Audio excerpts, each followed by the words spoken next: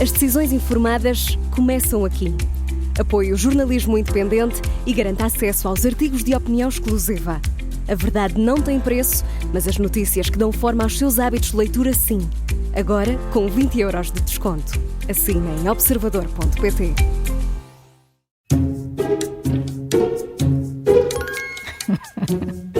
Começa agora mais uma comissão de inquérito das manhãs 360. Hoje a nossa convidada, a líder parlamentar da Iniciativa Liberal, Mariana Leitão. Bem-vinda. Olá, Obrigada por ter aceitado o convite. Está desconfiada.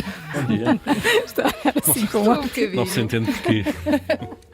Estou na comissão de inquérito. Pois, é a ser verdade. inquirida. Eu recordo como funciona. São 5 perguntas. Por cada resposta certa recebe 5 pontos. Se tiver ajuda e acertar, só recebe 2. Respostas erradas, não pontua. Vamos a isto? Vamos. A Mariana Leitão nasceu em Lisboa, vive em Oeiras. Esta é de caras, esta é só para aquecer. Qual destas freguesias não faz parte do concelho de Oeiras? Alfragide, Barcarena ou Queijas? Alfragide. Já pode esta ser. Ufa, uma já está. Essa já está, pronto, faltam 4. Como é que olhou para a presença de Isaltino Moraes no funeral de Odair Muniz? Não acha que está a haver um certo aproveitamento político de toda a situação? Acho, sem dúvida, nós temos dito isso. Acho que estes momentos, para já houve alguma precipitação com todas as declarações políticas que foram feitas na sequência da tragédia. Obviamente, morreu uma pessoa, isso é sempre de lamentar. Mas depois houve várias precipitações de um lado e do outro, ao se assumir desde logo, sem conhecer os factos todos, que seria um caso de racismo.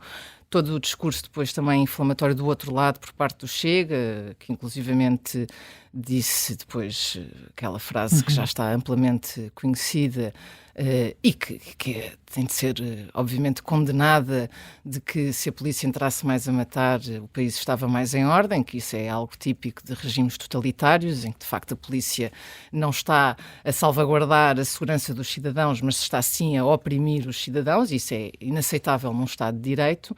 E depois, obviamente, que eu compreendo que Isaltino Moraes tenha ido ao bairro em Carnaxide, que também foi afetado por alguns tumultos. Obviamente, depois a questão do funeral é uma situação em que deve ser dada alguma privacidade à família, aos amigos de Odair Muniz, e portanto acho que às tantas Então considera já está... que os responsáveis políticos não deviam ter ido ao velório? Acho que é percebo que tenham de dar uma palavra de condolências e tudo mais, mas não acho que haja necessidade de se deslocarem a um funeral, muito menos prestar declarações num momento que é suposto ser um momento em que as pessoas estão obviamente debilitadas, estão a sofrer pela perda que tiveram e devem ser deixadas à sua privacidade e nesse momento não estarem a ser incomodadas com a presença de políticos e câmaras e tudo mais. Mas os partidos políticos não podem ignorar estas situações. Como é que se estabelece aí essa fronteira entre comentar e dar opinião sobre aquilo que se passa, em momentos que são importantes para as comunidades, e o aproveitamento político? Eu acho que há situações de bom senso que imperam nestes momentos. Acho que lá está, eu já disse, acho que Isaltino Moraes, por exemplo, fez muito bem em dirigir-se a um dos bairros que foi afetado no seu município, exatamente até como forma de falar com a população, de prestar alguma, ou transmitir alguma tranquilidade. Acho que os dirigentes... papel também de uma autarca fazer isso. Exatamente, é acima de tudo papel de uma autarca, que é quem lida mais de perto com as populações dentro dos seus municípios. Portanto, isso acho que faz parte do trabalho de um autarca.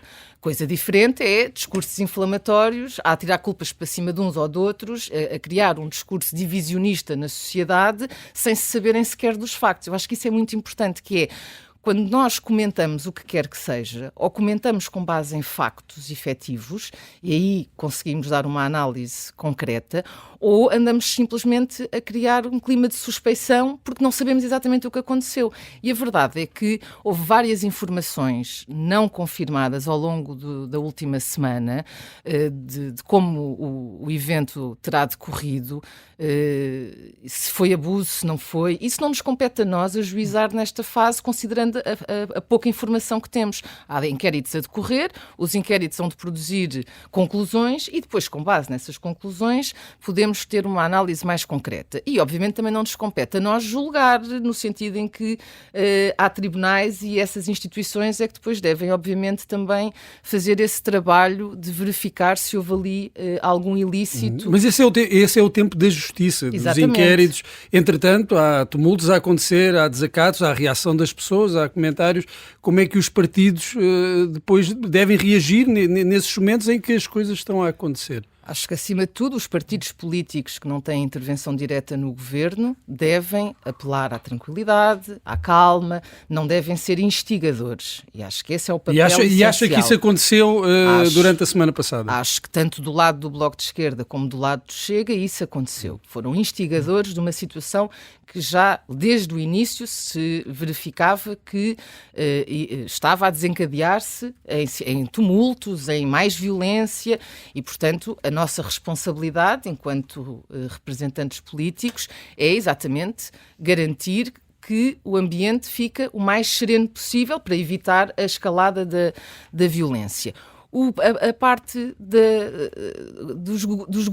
do governo, neste caso, obviamente tem de ter uma ação no sentido de garantir a reposição da segurança das populações que estão a ser afetadas por esses tumultos e aí tem sim de ter uma palavra mais afirmativa quanto a isso. Portanto, isso aí é uma competência do Executivo, neste caso do Governo.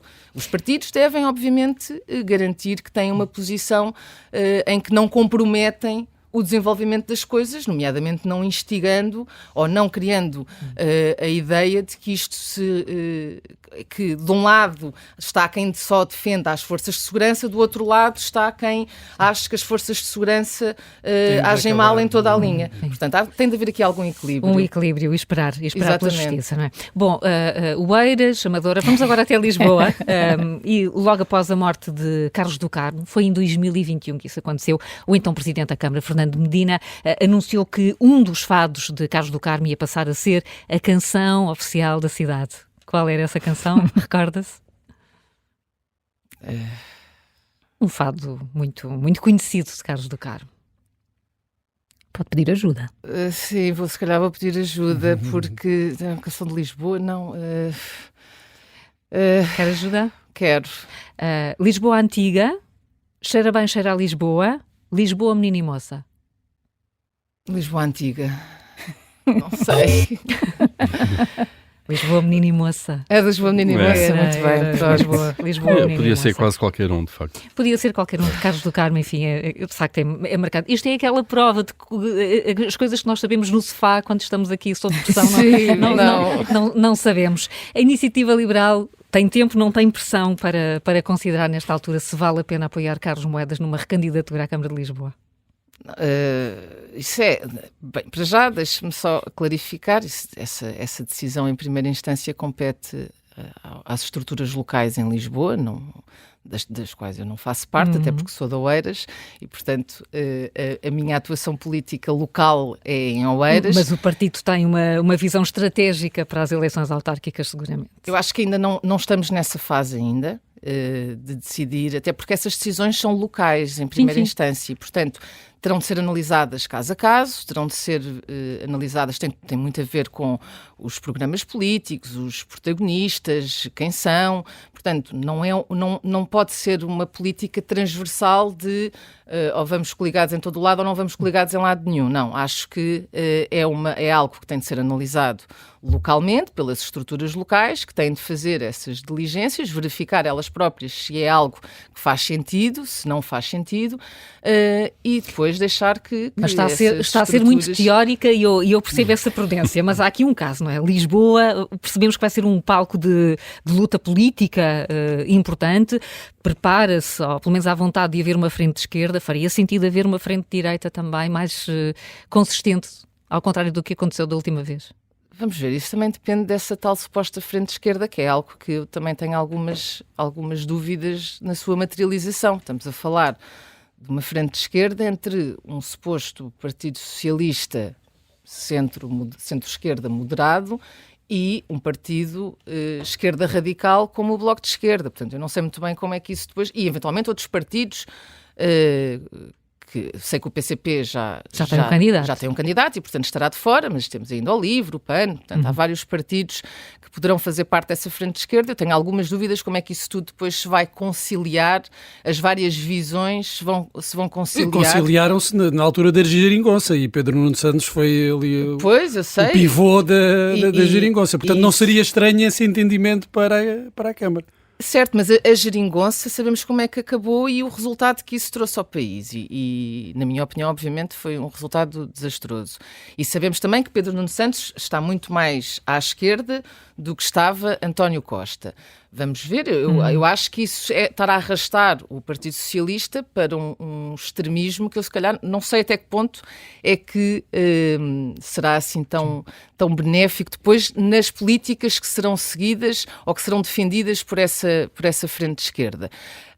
E depois vai depender também daquilo que são as exigências da Iniciativa Liberal para Lisboa e aquilo que Carlos Moedas estará disponível para agregar ou não daquilo que são as exigências da Iniciativa Liberal. Portanto, poderá para haver o município. negociações, é isso, Abertos para negociar. A falar estamos sempre abertos. Sim. Depois as consequências dessas conversas é que dependem de como essas conversas decorrerem. E as consequências políticas também do resultado eleitoral nas autárquicas para a direção do partido e para a sua liderança.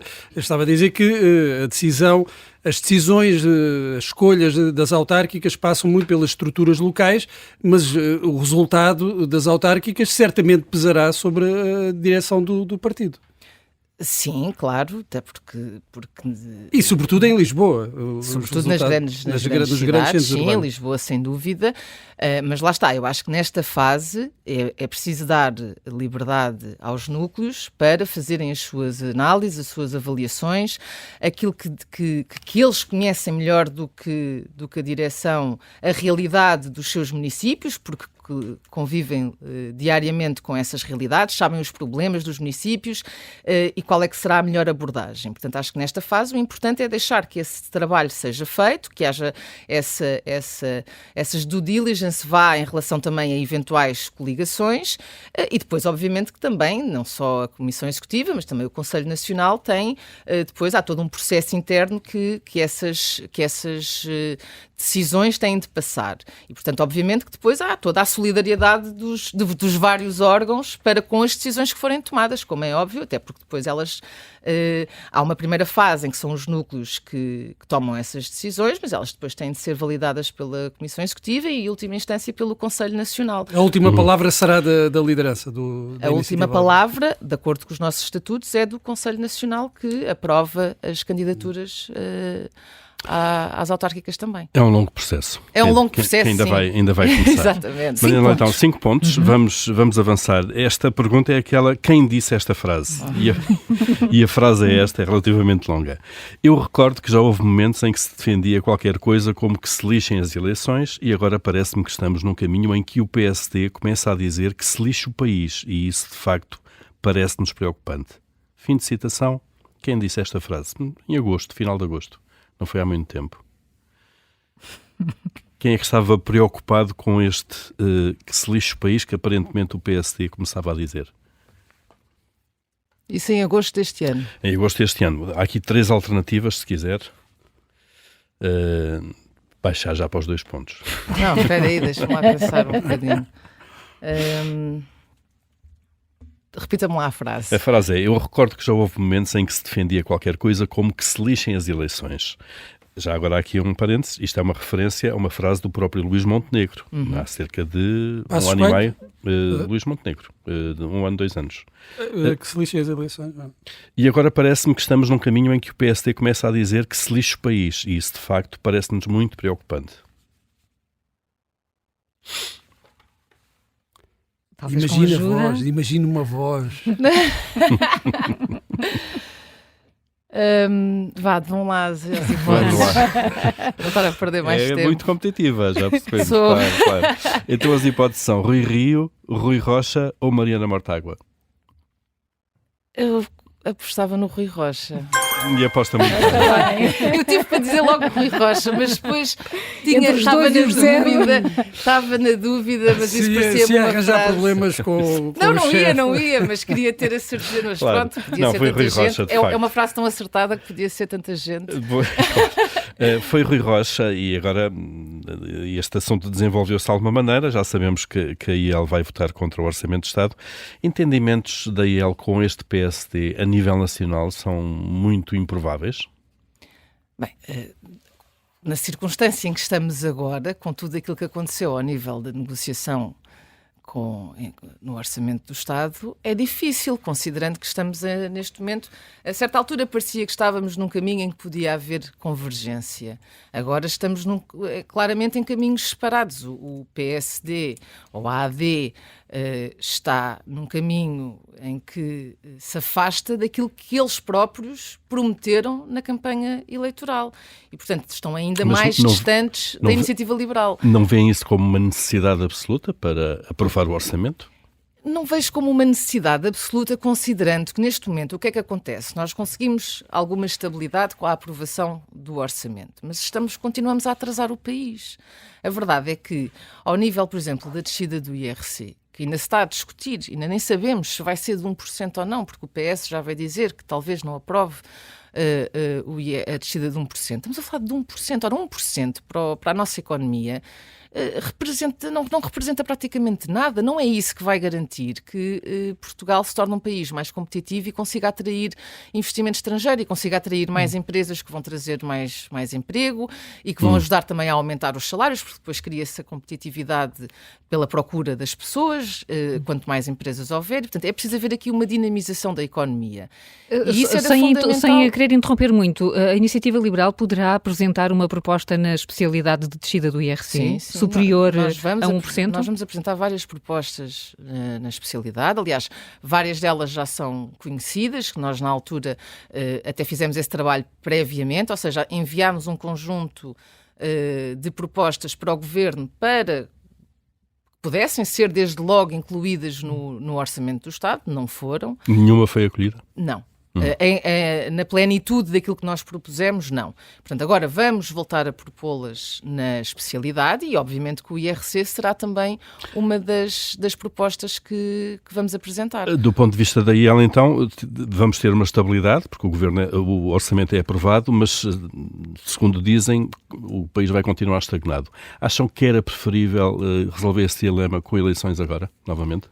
Acho que quando estamos numa situação em que houve promessa, vamos recuar a março do ano passado, aliás, a março deste ano. Houve eleições e as pessoas, quando votaram, expressaram a sua vontade na promessa da mudança que na altura a AD dizia que representava. Ora, a partir do momento em que essa promessa de mudança é defraudada para com os eleitores, então é preferível devolver a palavra aos eleitores do que continuarmos mais um ano com um mau orçamento, com um orçamento socialista, com um orçamento que não vai resolver o problema das pessoas, que vai continuar a estrangular com a carga fiscal elevada, que vai continuar a deixar a economia sem crescimento, que é algo essencial. Quer dizer, toda a gente fala de crescimento económico agora. Mas ainda há pouco estava o líder parlamentar do PSD, Hugo Soares, a falar na necessidade de crescimento económico. Então, mas onde é que estão as políticas que promovam esse crescimento económico? Não estão. Não se vêem, não estão neste Orçamento do Estado. Portanto, vai continuar tudo na mesma. É mais um ano perdido para o país. E, considerando a situação em que o país se encontra, em que há uma carga fiscal elevadíssima para as pessoas e para as empresas, a despesa pública a representar, a aumentar de ano para ano, e serviços públicos que não funcionam, é isto que vamos continuar a ter. Mais um ano. Vamos para mais 5 pontos. Vamos tentar. O grupo alemão Volkswagen vai apresentar as contas amanhã, as contas do último trimestre, mas já ficámos ontem a saber que admite a intenção de fechar fábricas, para já só na Alemanha, reduzir salários. Vamos olhar para o caso português, a fábrica de Palmela. Sabe quantos trabalhadores tem esta fábrica? Cerca de. Vocês fazem perguntas muito específicas. Quantos trabalhadores? Estamos na ordem dos milhares. Sim, isso acredito. Aproximadamente 7, 8 mil. Um bocadinho menos. 4, 5. É 4, 5. É mesmo entre 4 e 5. É mesmo. 4, enfim, os números são 4.900 trabalhadores. Anda ali por aí. O que é que o Estado deve fazer numa situação destas? Deve ajudar a empresa? Vamos lá ver.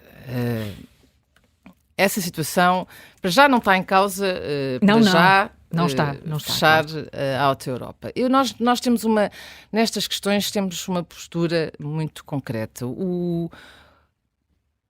Se os lucros são privados, os prejuízos também devem ser privados. Obviamente que depois vem a questão... Com o impacto social todo que obviamente isso que depois há a questão dos trabalhadores, etc. Mas a probabilidade de uma empresa como esta, por exemplo, uma Auto Europa, não ser, digamos que... adquirida pelo próprio mercado, não haver outros interessados que depois possam ficar com as infraestruturas, com a indústria, etc., é muito baixa. Estamos a falar de uma grande empresa, portanto, de uma empresa que produz para o setor automóvel, que tem já um nível de evolução tecnológica elevada. Portanto, à partida, não me parece que seja algo, e não conhecendo em detalhe o setor ao ponto de poder estar aqui a falar com grandes certezas sobre o caso concreto da Auto Europa, não nos parece que seja algo em que o Estado tenha de interferir. Lá está. Então só admite incentivos do Estado para atrair investimento e não para manter esse investimento? Vamos lá ver. Se o Estado, quando tem impostos competitivos, não é por si só um incentivo. Não está a atribuir nada, está a deixar de arrecadar impostos para garantir que o país se torna mais competitivo. Isso é libertar a economia das amarras do Estado, digamos assim. O Estado deve garantir funções primordiais. A segurança, a saúde, a educação, a justiça. É nestes setores que o Estado tem de estar com força, garantir o acesso às pessoas em tempo útil, garantir a segurança, garantir o funcionamento dos tribunais, tudo coisas em que nós sabemos que o nosso Estado, infelizmente, falha redondamente. A justiça demora anos a atuar, os tribunais estão sobrelotados, estão em decadência, as infraestruturas, a saúde a mesma coisa, a educação, por aí afora. Portanto, no resto... o Estado não deve estar. O Estado Mas deve é garantir... que uma empresa como a Auto Europa tem um grande peso na economia portuguesa, nas exportações. Estamos a falar de mais de 4 mil trabalhadores empregados diretamente. O Estado não se pode furtar a problemas que afetem uma empresa desta dimensão. E o Estado, da mesma forma que poderia tê-lo feito com a TAP, que é uma empresa que também representa muitas exportações e também tem muitos trabalhadores, e à semelhança do que aconteceu noutros países da Europa, que fizeram uma ajuda inicial como forma de garantir que a empresa se mantinha, mas a seguir retiraram-se. Portanto, eu não excluo a possibilidade do Estado poder, numa fase inicial, como forma de garantir que uma empresa com essa dimensão e que tenha esse impacto no país possa subsistir, mas a seguir o Estado tem de sair de cena. O Estado não pode injetar milhões a fundo perdido numa empresa privada. Não pode nacionalizar tudo e mais alguma coisa só porque agora as empresas são as ditas estratégicas. Nós queremos empresas que produzam riqueza. Se essas empresas não conseguem produzir riqueza, então o que é que o Estado vai lá fazer? A questão é essa, porque depois acaba por ser os prejuízos dos privados passam a ser os prejuízos dos contribuintes. Portanto, não exclua a possibilidade, como aconteceu em outros países, do Estado poder... de ajudas pontuais. Ajudas pontuais ou fazer entrar no capital social para poder a seguir sair só apenas como forma de garantir alguma subsistência das próprias empresas, mas a seguir o Estado tem de sair de cena. O Estado não pode achar, nós não podemos... Não pode ir a todo lado. Claro, porque o que nós temos hoje em dia é o Estado a ir a todo lado e depois aquilo que é básico e que as pessoas deviam não ter cumpre acesso. as suas funções. Não temos. Temos de avançar para a última pergunta. Esta tem que ver com o panorama internacional, com as eleições nos Estados Unidos. Donald Trump prometeu baixar os impostos das grandes empresas de 21% para que percentagem? Até revira os olhos. Para que percentagem? Posso-lhe dar aqui uma Temos de ajuda? dar só uma dica. Sim, Não é diferente de cenários nacionais. Para os 15%. Certíssimo, sem ajuda. A pergunta também é muito rápida. Se fosse americano, e muito temos discutido isto, e todos nós queremos dar a nossa opinião sobre as eleições dos Estados Unidos, se fosse cidadã norte-americana, votaria em candidato? Eu nunca poderia votar num antidemocrata, portanto votaria Kamala. E fica dada a resposta. Resolvido. Está feito. 17 pontos, Mariana Leitão, a nossa convidada de hoje na Comissão de Inquérito. Muito obrigada por ter aceitado o convite. Obrigada. O gosto foi Obrigado. nosso. Muito obrigada. Obrigado.